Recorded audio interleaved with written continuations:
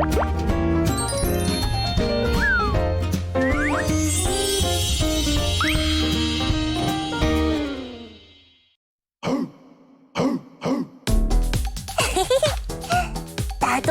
어엿한 예비 수험생! 이젠 슬슬 탐구 과목도 정해야겠지? 나는 수에 약하니까 사회 탐구가 좋겠어. 뭐가 이렇게 많은 거야? 아니야, 과학 탐구가 입시에 더 유리하겠지? 이것도 만만치가 않네. 다른 친구들은 어떤 걸 선택할까? 어떤 과목이 가장 쉽지? 선택지가 많아도 너무 많아. 탐구 과목 후회 없는 선택 방법은 없을까? 안녕하세요 여러분, EBS 아이가 알려주는 친절한 공부법 공부의 기술 교사 조은입니다.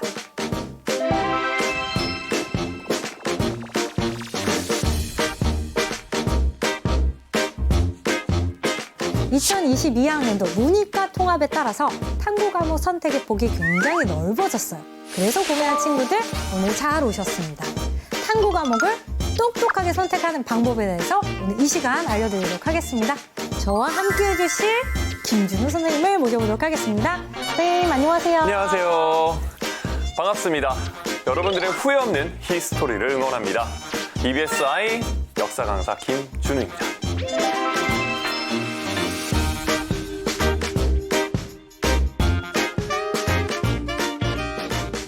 우리 2022학년도 문이과 통합에 따라서 사회탐구 과목 총 9개, 그리고 과학탐구 과목 총 8개. 그래서 합쳐서 총 17개 과목 중에 2과목을 선택하는 체제가 됐거든요. 네, 그래서 이제 선택을 하는 경우의 수가 굉장히 많아졌는데요. 맞아요. 이렇게 경우의 수가 많아진 만큼 뭐 따로 이것이 정답이다 이건 없는 것 같아요. 여러분만의 또 맞는 조합과 선택 방법이 분명히 있을 겁니다. 네. 이 시간 여러 가지 팁을 드리도록 할 텐데요. 그걸 듣고 한번 결정해 보시면 좋겠습니다. 네. 그래서 오늘 이 시간 사탐 대표 강사이신 선생님과 그리고 과탐 대표 강사 제가 같이 열심히 힘을 모아서 여러분들의 탐구 선택에 대한 팁을 드리도록 하겠습니다. 네. 그럼 선생님, 네네. 우리 이 탐구 선택을 똑똑하게 하기 위한 첫 번째 기준이 뭘까요? 첫 번째 기준은 바로 학생부 종합전형과 수능을 동시에 준비하는 과목을 선택하자입니다.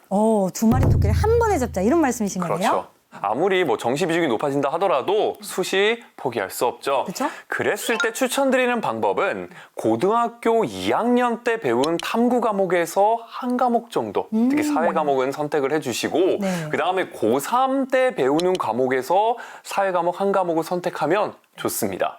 왜냐면 이제 수시 학생부 종합전형을 대비하는 친구 같은 경우엔 3학년 1학기까지 성적이 들어가거든요. 그쵸?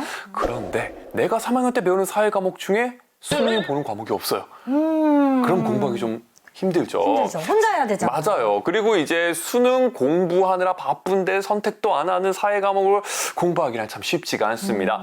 그래서 웬만하면은 2학년 때 잘 나왔던 거 하나 잡고요. 네. 3학년 때 내신과 동시에 대비하면서 가시면 학생부 종합전형과 그다음에 수능을 조금씩 잘 버무려서 현명하게 두 마리 다 토끼를 잡으실 수 있을 겁니다. 그렇죠. 우리가 또 수험 생활에서 시간 관리가 참 중요한 만큼 선생님 말씀하신 대로 고3 때 배우는 과목 한 과목, 그리고 고2 때 내신 성적이 잘 나왔던 한 과목을 선택하면 효율성 면에서 정말 좋은 선택이 되겠네요. 네, 맞습니다. 그럼 선생님, 이 탐구 과목을 고르는 두 번째 기준은 뭘까요? 네, 수능에 집중할 수 있는 과목을 선택하자. 오. 일단 수시보다는 정시에 집중하는 친구들에게 해당되는 말이고요. 아무래도 선택 과목 중에서 등급이 조금 더 잘 나올 수 있는 과목의 그런 요소들이 있는 과목이 있어요.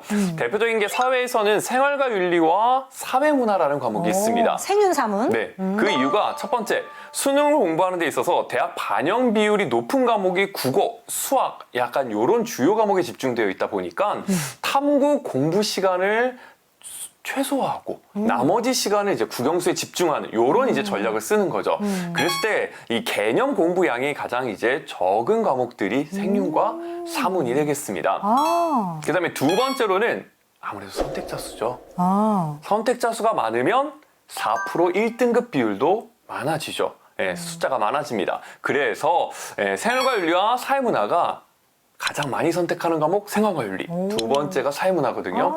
그래서 이 1등급을 받을 수 있는 숫자가 많은 만큼 내가 거기 들어갈 확률이 높아질 수 있다라는 겁니다.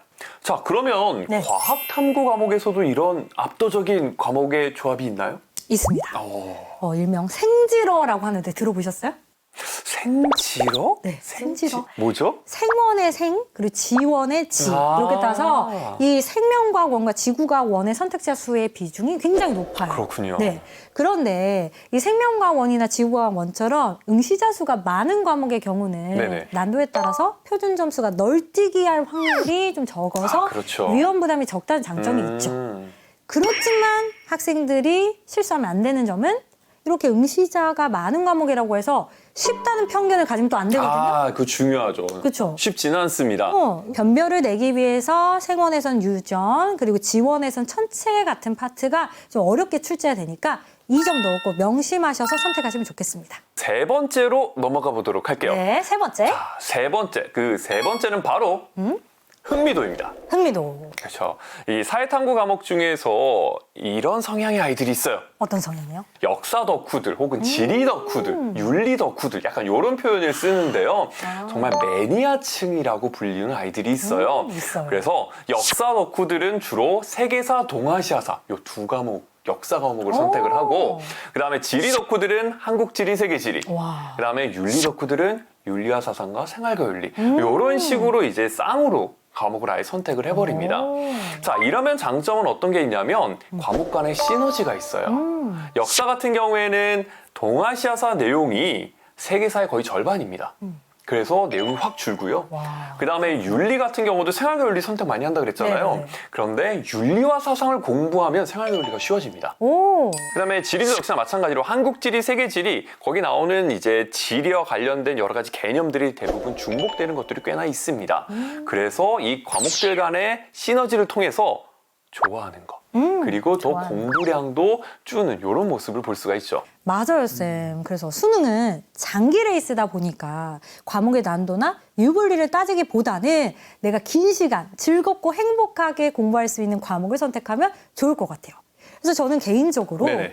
내가 정말 좋아하는 과목 하나, 그리고 내가 정말 잘할 수 있는 과목 하나 이렇게 고르면 조합이 좋을 것 같습니다. 자, 그리고 이렇게 좋아하는 과목들을 선택을 하게 되면은 처음엔 점수가 잘 안 나올 수가 있어요. 그쵸. 네, 그런데 이 괜히 덕후겠습니까? 음. 시키지도 않았는데 알아서 막 공부를 해요. 네, 딴 과목도 안 하고 그냥 드립다 탐구 과목만 보는 친구들 네, 언젠간 성적이 오릅니다. 그쵸. 네, 그리고 이 과목을 좋아하기 때문에 나중에 대학에 진학해서도 관련 학과로 가거든요. 그러면 대학에서 공부하는데도 큰 도움을 받을 수가 있습니다. 맞아요. 내가 선택하는 과목이 내가 지원하려는 전공과 관련이 있다면 학생부 종합전형이나 면접 등에서도 굉장히 유리하잖아요. 그렇죠. 네. 그리고 특히 우리 인문 계열을 지원하는 학생의 경우에는 사탐, 과탐 구분 없이 두 과목을 선택하는 경우가 대부분이고요. 자연 계열의 경우에는 과탐에서만 두 과목을 선택하라고 하는 학교 또는 특정 과목을 지정해 놓은 학교들이 있거든요. 그래서 꼭 모집 요강을 대학별로, 학과별로 살펴보시는 것을 추천드립니다. 좋습니다. 이게 굉장히 중요한 얘기입니다. 여러분들이 이제 3월 달에 본격적으로 입시를 준비하고 공부를 시작을 하려고 할 텐데요. 탐구 과목을 효율적으로 공부하기 위해서는 일단 시작부터 과연 어떤 조합을 가져갈 것인가 요거를 정해가는 거 굉장히 좀 중요하거든요. 그래서 효율적으로 잘 선택해서 여러분 수험생활 반드시 끝까지 레이스에서 성공하시기를 기원합니다. 네. EBS-I가 알려주는 친절한 공부법. 오늘 이 시간에는 탐구 과목을 똑똑하게 선택하는 방법에 대해서 김준우 선생님과 함께 이야기 나눠봤습니다. 그래서 지금까지 살펴봤던 내용들 다시 한 번 더 정리해드리도록 할게요.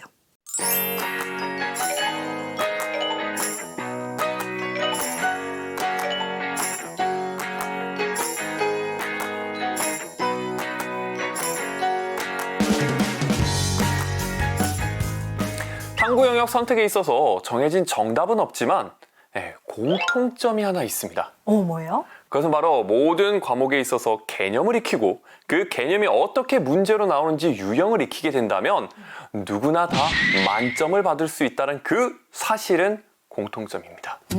자, 그렇기 때문에 여러분 주위에 흔들리지 마시고요. 여러분 노력하시고 꾸준히 공부해 오신다면은 충분히 성공적인 수험 생활을 마무리할 수 있을 것이다. 저는 이렇게 생각합니다. 자, 전국에 계신 모든 수험생들 하나 둘 셋 화이팅!